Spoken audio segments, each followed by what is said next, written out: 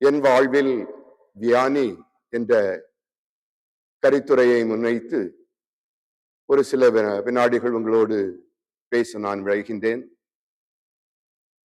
John Maria வியானியுடைய வாழ்வு என்பது புனிதத்துவம் நிறைந்த ஒரு வாழ்வு.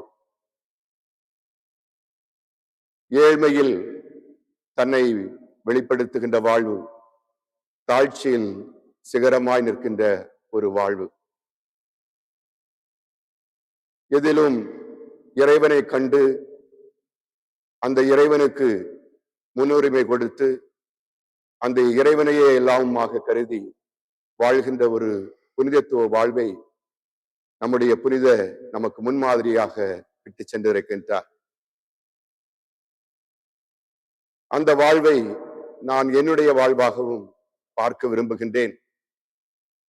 என்னுடைய 16வது வயதிலே குருத்துவ படிப்பிற்காக என்னை கையளித்த நான் என்னுடைய சபையிலே என்னுடைய பணிகளை சிறப்பாக நிறைவேற்றுவதற்கு ஒரு வழிகாட்டியாக இருந்தவர் நம்முடைய புனிதர் வியானி அவர்கள்.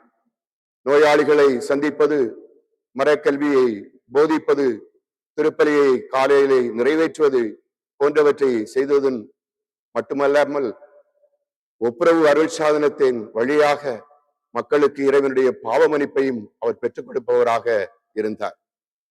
அதே போலவே அவருடைய வாழ்வில் காணப்பட்ட இந்த மகத்தான காரியங்களை என்னுடைய வாழ்விலும் நான் அதனை கடைபிடிக்க விரும்பினேன். அன்புக்கினியவர்களே, புனிதத்துவ வாழ்வு என்பது எளிமையிலும் ஏழ்மையிலும் மனத்தாட்சியிலும் உருவாகக்கூடியது. அதை நம்முடைய புனித கற்றுத்தந்திருக்கின்றார். அதை என்னுடைய வாழ்க்கையிலும் மிகுந்த தாழ்ச்சியோடு மக்களிடம் பேசுகின்ற பொழுதும், பழகுகின்ற பொழுதும், மக்களோடு உரையாடுகின்ற பொழுதும் நான் அதை இன்று வரையும் கடைபிடித்து வருகின்றேன். அன்புக்கு இனியவர்களே, இன்றைய நாளிலே அவரை நினைவு கூறுகின்ற இந்த வேளையிலே அவருடைய வாழ்வின் படிப்பினைகளை குருக்களாகிய நாங்கள் அனைவரும் கடைபிடிக்க அழைக்கப்பட்டிருக்கின்றோம்.